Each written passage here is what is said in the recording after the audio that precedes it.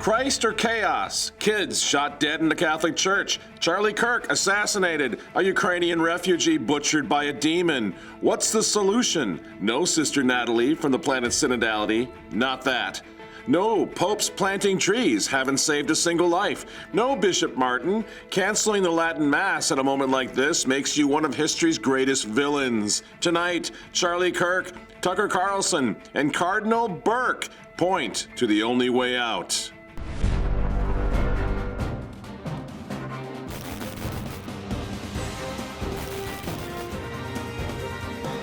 Hello again, ladies and gentlemen. I'm Michael Matt. This is the Remnant Underground. Charlie Kirk is dead. I know everybody's grieving tonight, thinking about how vulnerable we've all become, how defenseless we are in the face of evil. I mean, because thinking about it, what was it, August 17th, a short while ago before Charlie died. He says, it's all about Jesus. It's all about Jesus. Unafraid to proclaim, essentially, the social kingship of Jesus Christ.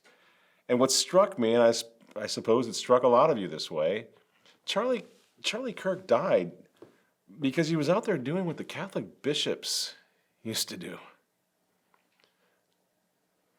You know, and I think that so that this young man doesn't die in vain, we should sort of remind anybody that we can. He's sort of in a way, he's a martyr for the proclamation of the social kingship of Jesus Christ at a time when there's gross dereliction of duty in the Catholic Church.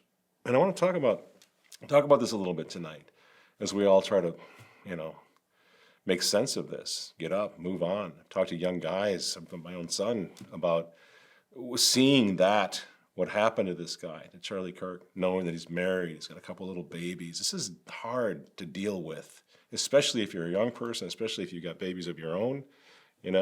This is the future. This is the America that our kids and grandkids are growing up in. And I think we really need to use this tragedy to try to remind the priests and the bishops what's going on here. People are dying. There's blood in the streets, So I want to get to that tonight. Try to make sense of it. Try to put words to it that might, be of use to people. But before I get to it, I want to talk about a bit of news that's not at all unrelated to the death of Charlie Kirk and to the mayhem, the chaos, the Christless chaos going on all around us now. This has to do with the Catholic Identity Conference, which is coming up now just in a couple of weeks. What we've decided to do, we're breaking this news right now, because of what's happening, specifically because of that abomination of desolation which took place in the Basilica of St. Peter last week. Because of that, at the Catholic Identity Conference, we are going to live stream a worldwide act of reparation for that abomination. I can't say too much about it at this point because I want to make sure it happens, but it's going to be big and it's going to be serious. And the providential nature of the theme for this year's CIC is suddenly it became terribly apropos, terribly timely. The theme this year is spiritual warfare, Catholic action versus diabolical disorientation. Well, that's what we're looking at. Diabolical disorientation that now is leading to bloodshed in the street. This is war.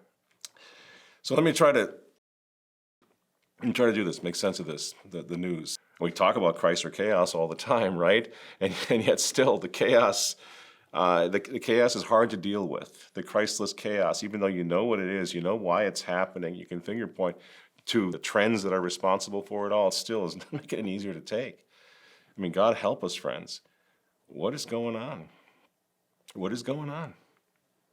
And what's it going to take to wake the world up to what has to happen, that we have to go back to God? What's it going to take? I mean, every day now, it seems like another bloody incident, It's almost as if our nation is being forced to its knees, and we go to our knees and what happens? We find ourselves kneeling in the blood of 100 million aborted babies. Because don't forget, that's where all this started. When we turned on God, we turned on life, we began slaughtering babies in the womb. There was always going to be a price to pay for that. Well, here we are. Here we are. And those of us who are keenly aware of the absence of Christ in all this are left like Charlie was doing. He's not even a Catholic, although he was on his way, and I'm going to talk about that in a moment. But we're left to just basically beg God to deliver us from this evil, to deliver us from this evil, which really is beginning to look a lot like the Lord of the Flies nightmare. I mean, it's kind of us, isn't it? We've all noticed it. We're free. We have liberty, free to do anything we want, which means free from every restraint, which means free from sanity. We're going insane, friends. God is dead. Morality is hate speech. The adults have left the room. You saw the fallout from when Charlie Kirk got shot. What was going on the left was almost more disturbing. People celebrating his death, gleefully celebrating his death. I can honestly say, friends, if somebody had assassinated Joe Biden, this is the difference between the left and the right. We still are Christians, right? Somebody killed the president. You don't celebrate that. You're not gleeful, especially somebody who was really a bad guy is right in hell. Somebody killed him. This celebrating the death, the demise of an opponent like the political opponent, a person who just has a different opinion than you, this bodes really, really not well at all for this country. Where's it going to end up, As our once Christian American society descends into what can only be described as savagery.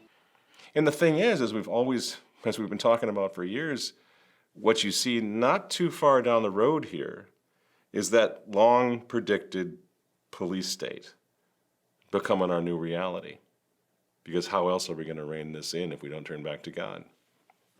I mean, I thank God that I'm the age that I am, and I can remember a fairly normal childhood, a happy childhood, And we didn't lock our doors. Keys were in Dad's car all the time, all day and night, Just when I was a kid.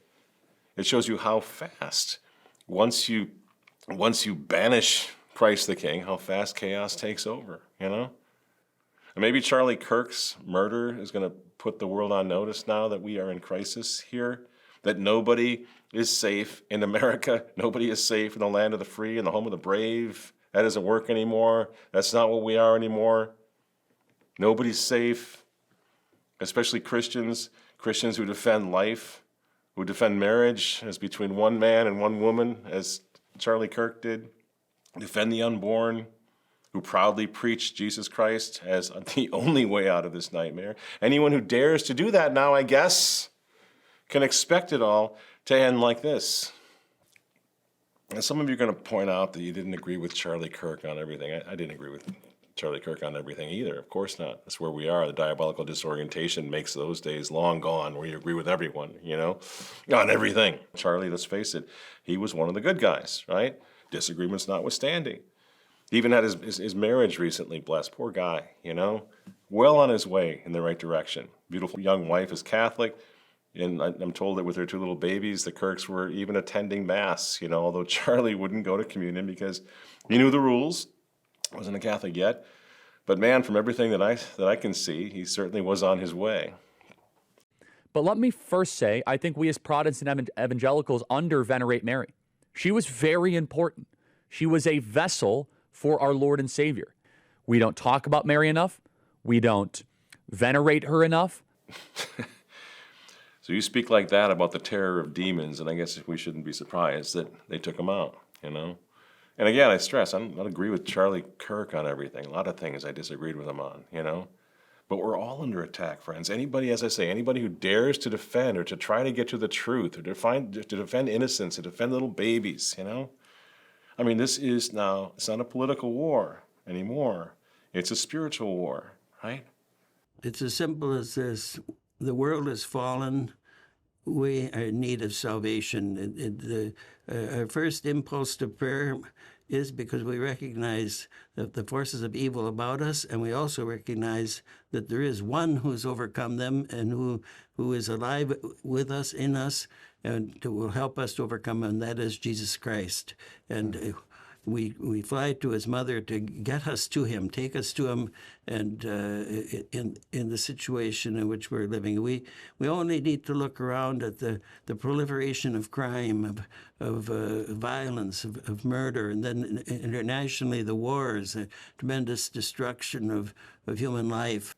And we've got to face the reality that this war isn't so easily black and white anymore. The dividing line is not Republican versus Democrat necessarily. It's not black versus white, North versus South this time. Not even Protestant versus Catholic. You know what it is. Everybody can sense it now. The great divide, the thing that divides this country right down the middle, is simple belief in Jesus Christ. That's what it is. And the reality is, you don't have to be a Latin Mass Catholic to see that anymore. The dividing line is, do you think God exists or do you think you are God? And it's that simple. It has always been that simple. It will never change. And I think our souls are at stake. I really, really believe that. I think Jesus is the only answer. Sorry. Now, Tucker Carlson is right about that, and I believe he is. Then, unless we can wake people up, specifically the priests and bishops of the Catholic Church, the Pope of the Catholic Church, right? Unless we can wake them up, this Christophobic witch hunt is just getting started, man. It's just getting started. There's nothing to stop. And I think that's why, after Charlie Kirk was killed, there was a sense of, how does this stop? It's not more security. It's not more cops. I mean, how many times have I said that? There aren't enough police in the world to police us if we have no interest whatsoever in policing ourselves morally, with the Christian moral standards, with the Ten Commandments, with the law of God, the law of nature. If we're going to throw all that out, there aren't enough cops, friends. There are not enough cops. This witch hunt is just going to get worse. And the thing is, this is to me, as far as on our show, we always try to stress the traditional Catholic argument in here, because that's the only thing to me that makes any sense. It's the only thing that really matters, right? This nation, us, your children, your grandchildren, have become defenseless against these demons. And why is that? Well, there's a real simple answer, friends. There's a real simple answer. In fact, we come down here every week and talk about the answer. The reason we're so defenseless in the face of evil is because the Catholic Church has hoisted the white flag of surrender to the world, the flesh, and the devil. You say, oh man, that's an exaggeration. Is it? Is it? Because you tell me why it would be that the Catholic Church canceled all the exorcisms in the sacrament of baptism, for example. How is that benefiting anyone? What, baptism had to be streamlined so it could be quicker, so we could get to the ham and coffee part of the program? No. What demonic force inside the church said, well, let's get rid of the exorcisms in the Catholic Church? Who's the genius that said, you know what we need to do? We need to get rid of the Latin. When every exorcist who knows his business, who's worth his salt, agrees that the sacred Latin language itself is the terror of demons. In nomine Patris et Filii et Spiritus Sancti. Amen. Exurgant Deus et dissipentur inimici eius, et fugiant qui poderunt eium a facie eius. Sicut defecis fumus deficiant, sicut fluit cera a facie ignis, sic feriant peccatoris a facie Dei. Ecce crucem Domine fugite partes adversae, vicit leo de tribu Juda, radix David, fiat misericordia tua Domine super nos. Who's the genius that said, you know what we should do? Let's get rid of the Latin language. And the exorcists are like, no, man, don't do it. And they did it, and now look what's happening. Who's the guy that said, you know what I think we should do? Why don't we remove the prayer to Saint Michael at the end of every Mass? Sanctam Michael Arcangele, defende nos in proelio contra nequitiam et insidias diaboli esto presidium, imperet ilie Deus supplices deprecamur tuque. You know, some of these demons, our Lord tells us, can only be driven out through prayer and penance, right? So you tell me, why is it that the Catholic Church decided in its wisdom after the council, let's get rid of Friday abstinence. Everybody have a burger. And if you can think of something else to give up, go right ahead. Whatever. Why'd they get rid of Ember Days? Why do you so seldomly see the brides of Christ, the old nuns in traditional habits, whose job was to pray for the priests and pray in cloister, pray for the world, pray for the missionaries, to stand strong against the powers of hell? Where did those ladies go? Where'd all the monks go? Why are the monasteries closing? Why did it all close? Why did it all go away? Why are all the churches closing? Why are all the Catholic schools closing? Don't you see? These were the bulwarks. These were the defenses against the forces of hell, against the demons who have been set loose in our world today. And everything's coming home to roost. And don't get content with just kind of looking at the chaos on TV. That's for them. The poor Kirks, that's too bad. Well, we should keep them in our thoughts and prayers, poor Charlie and his wife, as though somehow this doesn't impact us directly and personally. It does, and if it doesn't, it will soon enough. Give you an example. I personally, just last year, had to take out a couple of maniacs who came into our church and threatened our priest at the communion rail while he was distributing Holy Communion. Okay, this is just last year.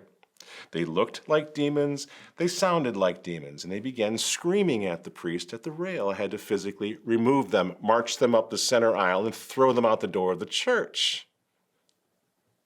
Well, we were lucky. They didn't have guns. Just a couple of weeks ago, though, I realized how lucky we were, because these little kids, they weren't so lucky. They were in a church just down the street from ours. They were shot dead. So, I'm sorry, mothers and fathers everywhere. Catholic Church used to stand up against the demons and protect your children from demonic attacks, spiritually and physically. Today, we recommend Kevlar vests when you send your kids to school. If you have a school-age child in America, this one's for you. This is a ballistic-proof shield that belongs in my 2nd grade daughter's backpack. They are custom fit to fit into backpacks, and the brand is Safe Life Defense. My 5th grader also has one that's quite a bit bigger. They're very heavy. She's worn this since kindergarten. You just have to ask the teacher in class if they can have it on the back of their chairs in class. I've never had a teacher tell me no. And just remind them during their active shooter drills every month that they need to take it off the back if they can and shove it in front of them and hunker down behind it. Now, don't get me wrong. As absurd as that clip is, I don't blame the mother. She's trying. She's a little mama grizzly doing the best she can do in a crazy and insane world where the moral authority of the Catholic Church is just gone. It's just gone. Half the priests are gay, half the bishops are checked out, right? And the popes have been talking about climate change for like 25 years. I don't blame the little mom for putting Kevlar body armor on her child and send them off to school. That's why I homeschooled my children, by the way. I didn't want them shot in math class. But can you imagine, let's just think about that. Can you imagine the long-term psychological impact on your kids when you send them off to school every day with a Kevlar vest, just hoping that nobody goes for the headshot in the classroom? This is the brave new world. This is the springtime of Vatican II. And no one seems interested in stopping it. Just get more police. How about some drones? Kevlar, more Kevlar for the kids. Police states, send in federal troops. Well, maybe they'll have to do that. But why do you have to send in federal troops to Chicago? Chicago used to be one of the most Catholic cities in this country. What the heck happened? Well, one of the things that happened was quite recently when Cardinal Blaise Cupich decided in the middle of the mayhem, death and destruction in Chicago, well, what we need to do is cancel the Latin Mass.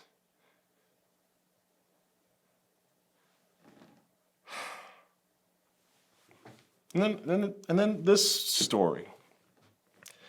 This little beautiful Ukrainian girl. Look at her face, because the face says it all. And this, by the way, was just moments after she'd been fatally stabbed. She knows that she's been stabbed here, where she thinks she thinks she's been. She doesn't know. It's after the fact, in other words. Look at her face. Maybe we should say never forget her face. This little girl, so scared, so confused, in the face of incomprehensible evil, that she doesn't even stand up. She just sits there, and then she slumps over and she dies. I've got 5 daughters. One of them looks just like this girl. She's the same age. Can you imagine going through that? Can you imagine seeing your little daughter's blood sprayed all over the floor where she just bled out on the floor underneath a seat in a train?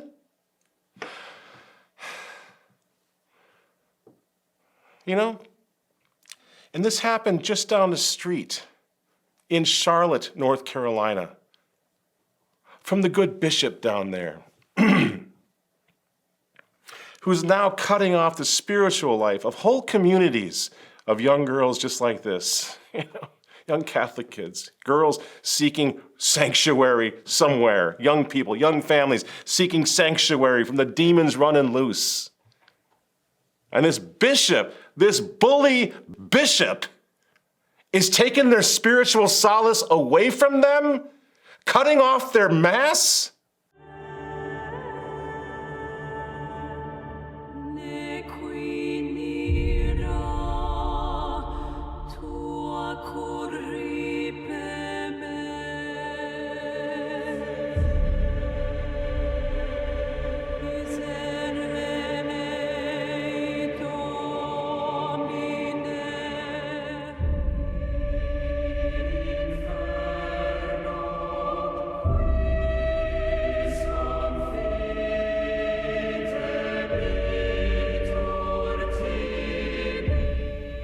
Put the link to that whole documentary. It's an important documentary. Down below, share it, because that's what's happening in the Catholic Church today. That's what's happening in the Catholic Church. Well, this is happening just down the street. It'll never be the same. Will you ever be the same after seeing that? And we all talked about it. We all cried and heartbroken about it. And everybody's wondering, who's next and what do we do about this? And one of the people who was wondering, who's next and what do we do about this, was Charlie Kirk. Okay, everybody, you've probably heard the situation that happened in North Carolina. Say the name Irina Zarutska. Irina Zarutska was just riding public transit. By the way, she was a refugee from Ukraine, of all places, and she came to Charlotte, North Carolina. If you haven't seen the video, you absolutely should. Charlie had no idea, no idea that he was going to be the next one to die, friends,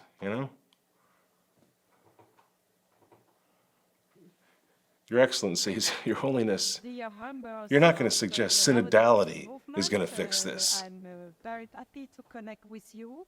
Especially not after the guys running the Synodal Church just turned our Holy of Holies, the Basilica of St. Peter's, over to marauders, which Bishop Athanasius Schneider rightly described as the abomination of desolation in the holy place.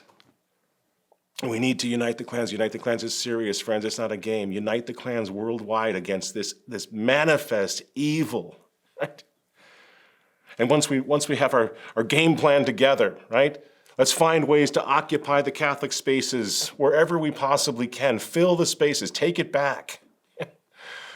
I'm so happy. I was so excited to see a good thing is going to happen, a really good thing, a really important thing. Some of the most influential traditional Catholics in the world, members of the hierarchy, will go to Rome in a few weeks, and they're going to watch and hear Cardinal Raymond Burke offer the traditional Latin Mass inside the Basilica of St. Peter for the first time since it was banned by Pope Francis in 2019. You're looking for a sign? You're looking for a sign that God has not abandoned us? How did this happen?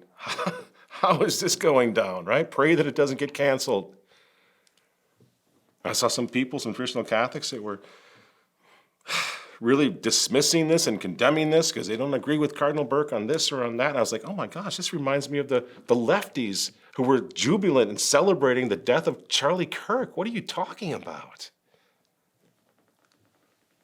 Cardinal Burke, who's been at it forever? Yes, of course there are things that I disagree with him. So what? Think about what he's done. People say, man, he never came through with the correction. He never correct. What do you think he is, a YouTuber?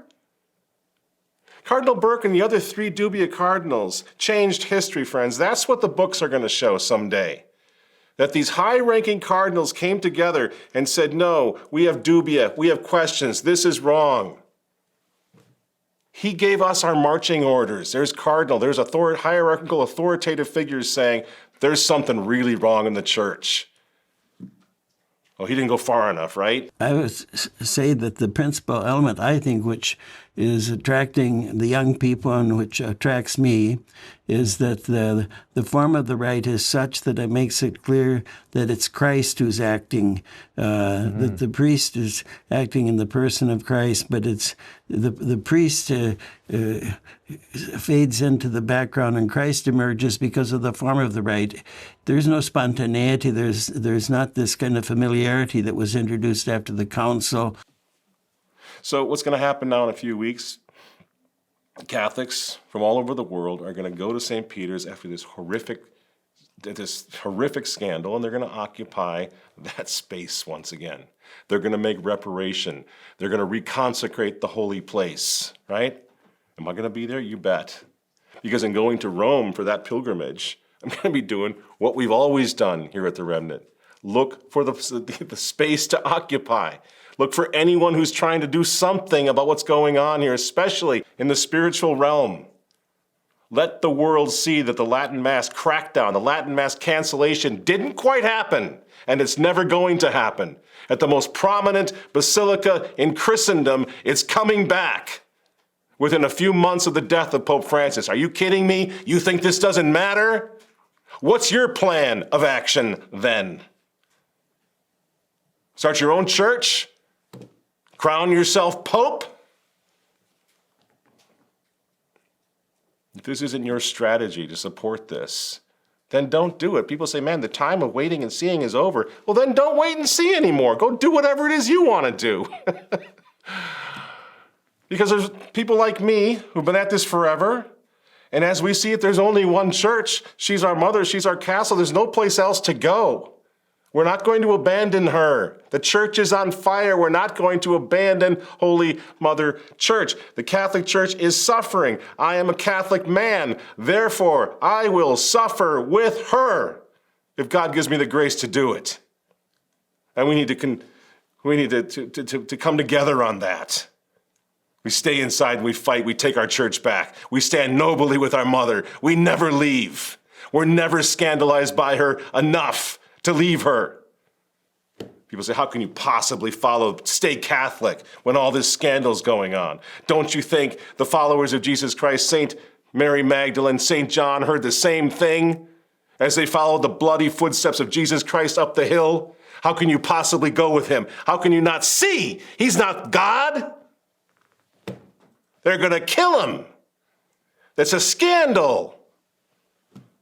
But only the holiest, only the best, only those closest to Jesus understood, starting with his mother. You got to go all the way to the cross. No, I will not abandon Mother Church in her time of unprecedented suffering. She's being scourged. And what we need as Catholics, as I've said before, we need the human consolation, we need the grace of God, we need prayer, and we need strategy. Friends, why is strategy so wasted on traditional Catholics? Why can you not see? Talk about Father James Martin. Say whatever you want about that guy. He is a brilliant Jesuitical strategist working for the other side. Wouldn't it be great if we had one of those working for us? Well, we can try. Because you know what? I myself and our little Remnant TV team, we beat Father James Martin last weekend at his own game. We beat Team Martin.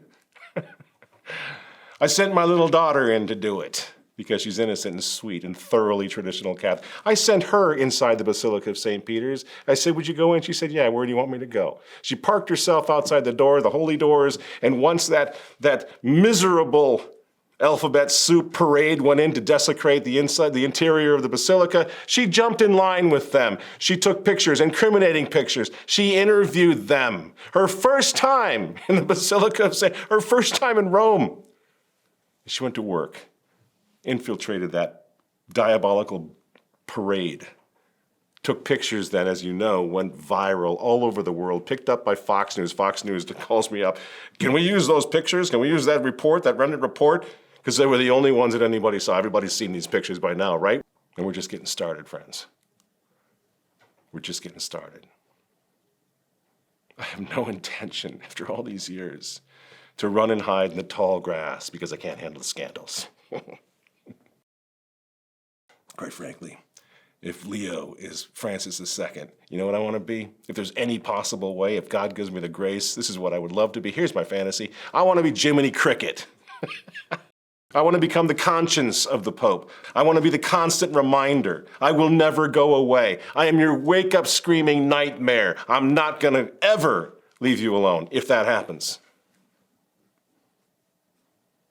And will it work? Well, let me tell you a story. A story I don't think I've ever told anybody else, certainly not publicly. I'll take you back to the year 2000. The prefect of the CDF is one Joseph Cardinal Ratzinger. Now, Cardinal Ratzinger has just released a document called Dominus Jesus, mostly conservative, but a few things that were a little wishy-washy, if you know what I mean. Me, I'm green. 25 years ago, I'm a kid, right? I thought I knew it all. And you know what I wanted to do? I wanted to say it like it is, man. I didn't want any compromise. I want to say it like it is, right? Because I had nothing to lose, you know? So I said it like it is. I took issue with Dominus Jesus. I mean, it was respectful, you know, but we took issue with that document and with Cardinal Ratzinger in the pages of this newspaper. Now, another columnist, our lead columnist at the time, my old friend of my father's, a mentor to me, a man by the name of Michael Davies, who was the most powerful, pretty much hands down, the greatest apologist for the Latin Mass, lay apologist for the Latin Mass, did more for the restoration of the Latin Mass than anyone, with the exception, obviously, of Archbishop Marcel Lefebvre, right? But he wrote an apologia pro Marcel Lefebvre, so there was no conflict there at all. These two guys were incredible working together. So Michael Davies had been writing for the Remnant for, at that point, probably about, 25 years or whatever it was. So he had the right to share his opinion with his punk editor. And so basically he said to me, cui bono? What are we getting from this attack on Dominus Jesus, this attack on Cardinal Ratzinger, you know? And I remember as if it was yesterday saying to me, Michael, he's a British, Michael, we don't want to die on this hill. Good things are going to come from Cardinal Ratzinger. And I was like, man, he was at Vatican II. He was Emeritus. He's kind of imbued with modernism. What are you talking about, you know? Here's the thing, friends. Michael Davies was a military guy. He was an awesome strategist. He was like the Jimmy Martin for our side at the time. Awesome strategist. Anybody who's ever seen him on the Bill Buckley show back in the day, just take a modernist priest to the cleaners. Maybe I'll put a link down below. You got to see it. This guy knew what he was talking about. Awesome strategist. Never saw him lose a debate, right? He was also very charitable. And he also never gave up on the church, the institution, because he believes, as I believe, that Christ founded his church with a hierarchy. So we hang on to the old faith at the grassroots, but God will restore his church hierarchically from the top down. So Michael never gave up on Cardinal Ratzinger, even though, as I say, he had been Emeritus at Vatican II. He was deluded by modernism like everybody else in his generation, right? But Michael had this feeling, and he talked to me about it several times, something about Ratzinger, the age, his parents growing up in Bavaria, his mother, a very Catholic upbringing, both Cardinal Joseph Ratzinger and his brother, Georg, I think, were priests. They became priests. And Michael had this feeling, we got to remind him. He's been deluded by modernism. Vatican II was a juggernaut that blew him away, right? But way down deep inside, faith is still there. Don't give up on that. Let's go get that. Let's remind him of that. Let's remind him of the promises of his baptism, right? That was Michael's approach. Now, you knew he wasn't a traditionalist, but he met with Ratzinger on a regular basis in Rome many times. He sent him constant letters. He was always communicating with Cardinal Ratzinger as much as he possibly could to make the case for tradition and for restoration. And again, he knew that Ratzinger was not a traditionalist, but he refused to give up on him anyway.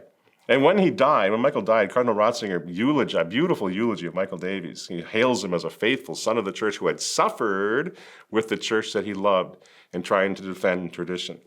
It's kind of a beautiful story. And the sad part of the story is that Michael Davies died before Cardinal Ratzinger became Pope Benedict XVI. So Michael didn't get to live to see his old friend actually do what Michael had prayed every day that he would do. Do the right thing for tradition.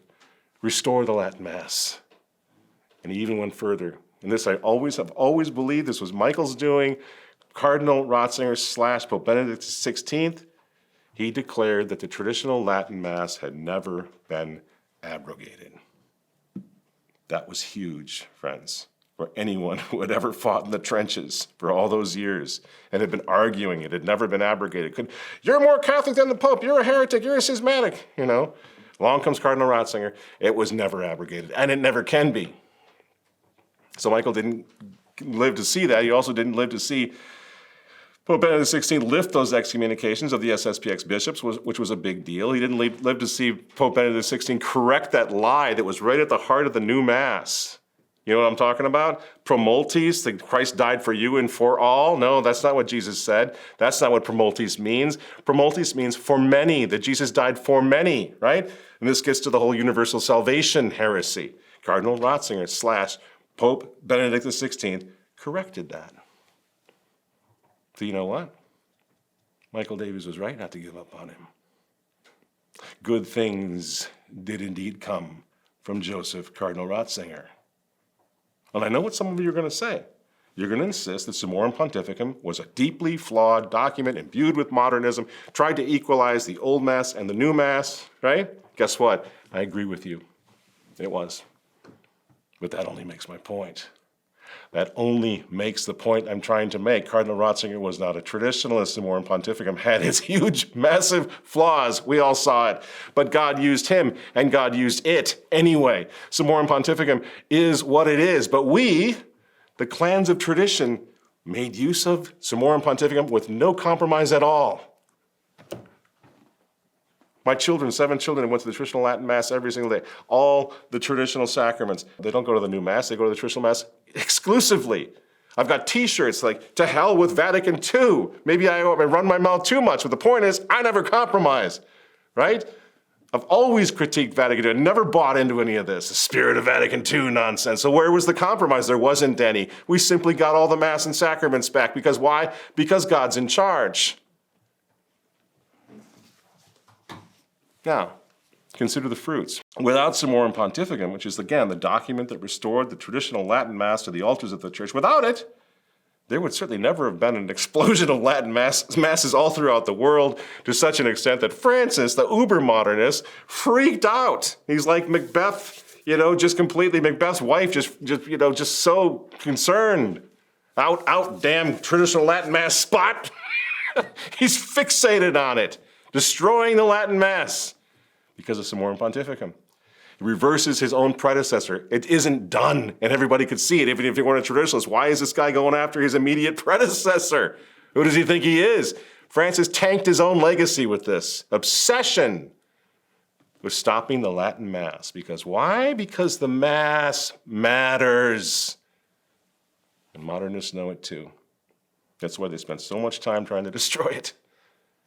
More fruits of Summorum. Without Summorum Pontificum, I'm thinking of things like the Chartres pilgrimage. It would never have happened, would never have become this massive meeting of the clans, international meeting of the clans that influenced millions to return to tradition. Just last year, for example, the second most powerful podcaster in America walked to Chartres and introduced her million-strong audience to the traditional Catholic revival going on in France. And without Summorum Pontificum, similarly, people of significant cultural influence, such as Super Bowl winning football stars, could never have introduced their millions of fans to the traditional Catholic Mass and revival. Here's Harrison Butker. And then seeing that this Mass of the Roman Rite, the Latin Mass, has been a Mass for the past 1,500 years that all these great saints went to. They were saying the same Latin prayers. It's just very beautiful. I feel very united.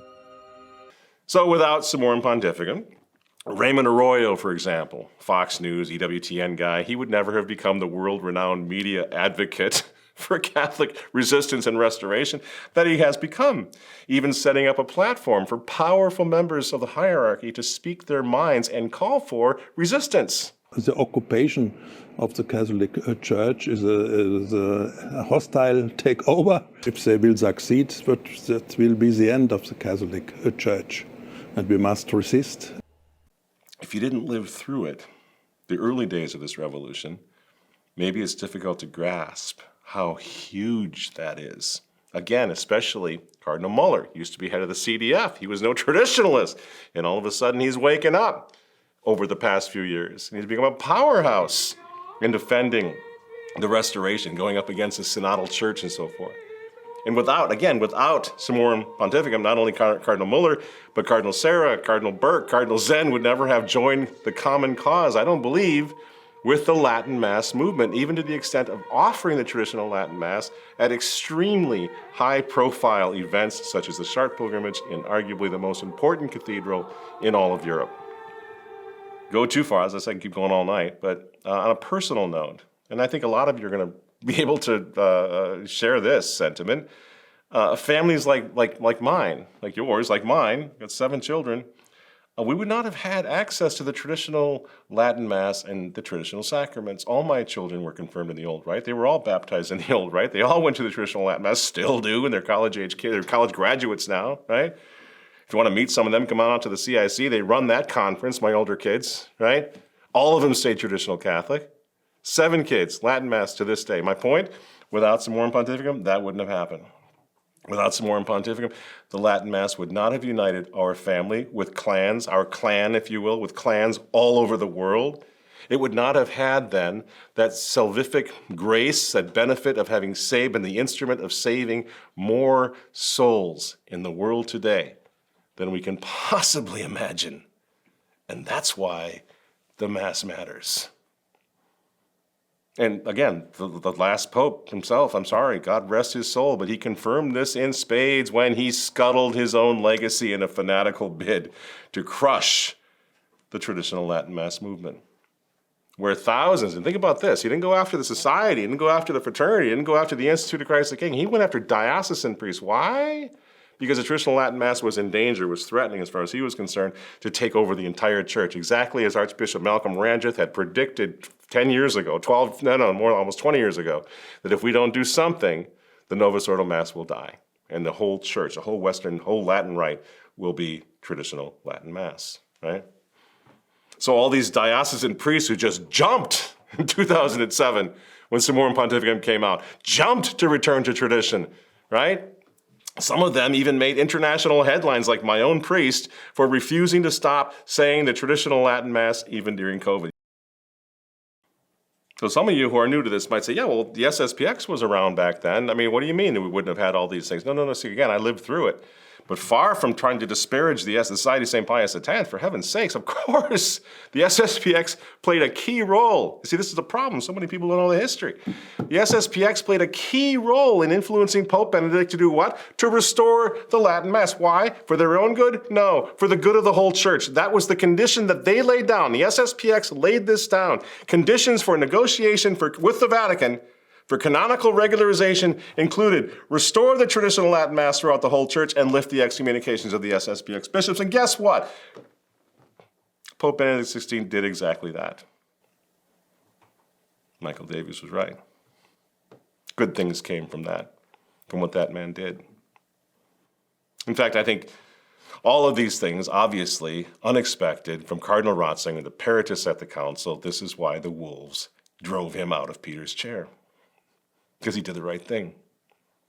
You can just keep going. The Fraternity of St. Peter, did you know this? The Fraternity of St. Peter credits Joseph Cardinal Ratzinger as the patron of their fraternity, which today is shepherding thousands of souls, thousands of homeschool families, thousands of kids, catechizing them, putting them on the right trail, right path in this life.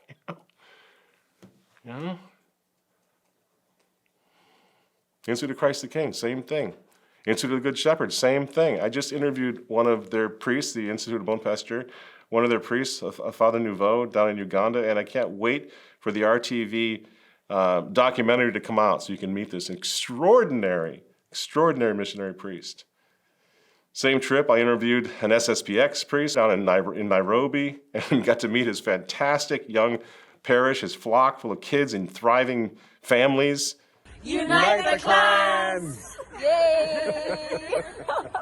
Same trip, I interviewed now this is in Africa, I interviewed Bishop Athanasius Schneider, who was there in Singida to offer ordinations, do the ordinations of traditional Catholic priests down in Tanzania. Do I need to go on? Do you get the point? This is what happened. These are the fruits of Summorum Pontificum. This is what happened when the Mass was unleashed, when it was freed in the church. This is what happened. And now the war is on. Over what? Oh, over the Latin Mass still, all over the world. So my point is, friends, don't lose hope. You don't have to leave the church. After all these years, decades, half century, maybe you can go a century if you want to go back to the beginning of this revolution, the Mass is still at the heart, at the center of this debate, of this war, of this spiritual war, the traditional Mass. God is good. He's not going to let anybody destroy the Mass, but there's a fight going on, right? And the strategy of the traditional Catholics who refused to leave the church and who fought for the Latin Mass and the traditional doctrine from within, that strategy, those pioneer traditionalists, changed history, brought back the Mass, right? They saved souls. And you know why? Again, it's because it's the Mass that matters. Michael Davies was right. I don't know what else to tell you. I've been doing this all my life. My kids have all kept the faith. Why would I change the strategy? Why would I leave the church, right? Why would I change where I'm going to Mass? Right now, a diocesan traditional Latin Mass with a two-fisted man's priest who's out there fighting every single day for Catholic restoration. And again, in a few weeks, the Latin Mass, just let this sink in. Banned by Pope Francis, will return in God's providence to the Basilica of St. Peter by permission of Pope Leo. But people say that doesn't matter. That doesn't matter, man. Doesn't it? Whatever happened to lex orandi, lex credendi? Doesn't matter? Since when doesn't the Mass matter? What are we talking about now? Padre Pio said that the world could exist more easily without the sun than without the Mass. St. John Marie Vianney said that if we knew the value of the Mass, we would die of joy. He said that if we should put all of our good works in this world against one holy Mass, they would be as a grain of sand beside a mountain. No, Mass doesn't matter. Oh, yes, it does. Oh, yes, it does. Because it defends the doctrine, and it protects the doctrine, and it hands the doctrine and the dogma down to everyone who's on their knees attending the traditional Latin Mass of our fathers. Yes, it matters. And again, do I agree with everything Cardinal Burke says? No, and I doubt he agrees with everything I say, But he's always done his best. He's championed the Latin Mass cause. He's stood with us. He's tried to do the right thing by us. And like Michael Davies, he never gave up on the church. And just for a moment, imagine a church without Cardinal Burke. No, seriously, close your eyes for a second. There is no Cardinal Burke. There's no Cardinal Muller. There's no Cardinal Sarah. There's no Cardinal Zen. There's no Bishop Schneider. There's no Bishop Cordileone. No Bishop Elegante. No Bishop Montserrat's. No Bishop Strickland. Can you imagine the desolation, the terror? The whole church is in the hands of Cardinal Supich and Cardinal Gretsch and Paroline? See what I'm saying, friends? This is occupied territory. We're in the middle of a war. We can't expect perfection, but man, we're doing okay with all these princes of the church. 5 of them will be at the Catholic Identity Conference. One of them is going to be in the Basilica of St. Peter in a few weeks. For the traditional Latin Mass, the whole world will see that. Within a year of Francis's death, the Mass came back, will be what the history books will say. Traditional Latin Mass came back because the traditionalists never gave up. Now, if this strategy of mine doesn't interest you, fine. I'm not asking you I'm not demanding lockstep with my strategy, because this is what we've always done. And you know what? It matters to me that Cardinal Burke, in an irony of life, will bring the Latin Mass back to the heart of Christendom. You know why I say irony of life? Because this is what Pope Francis said. I thought one of his most callous moments on the plane, when Cardinal Burke had taken a stand against COVID, taken a stand against the diabolical vaxes of Bill Gates, and he went into the hospital. Cardinal Burke got COVID, went into the hospital, was put on a ventilator. We all thought he was dying. And Francis said, well, this is one of the ironies of life, that one of the cardinal deniers is now sick, maybe dying of COVID. Right? So now I'm seeing a massive irony of life, aren't you? The Cardinal Burke, who was absolutely persecuted, mocked, threatened to be kicked out of Rome, threatened to be thrown out of his house, that this beautiful, humble, charitable Catholic prelate is just simply going to take the traditional Latin Mass back to the altar of the chair in the Basilica of St. Peter. You're looking for a sign from God that all is not lost and that in the end God wins. Well, there's one right there.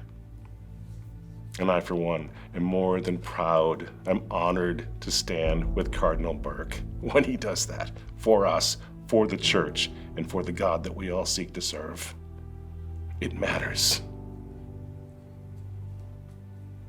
And I want to take up as much Catholic space as I possibly can, especially now, because the Church is my mother, and I will never stop fighting for her, and I will always look for princes of the Church, successors of the apostles, with whom to stand in her defense. Because she's in chains right now, but she will not be in chains forever. God wins in the end. And it's time for all of us, the simple, scattered sheep, to go to war for our mother. I'll see you in Rome.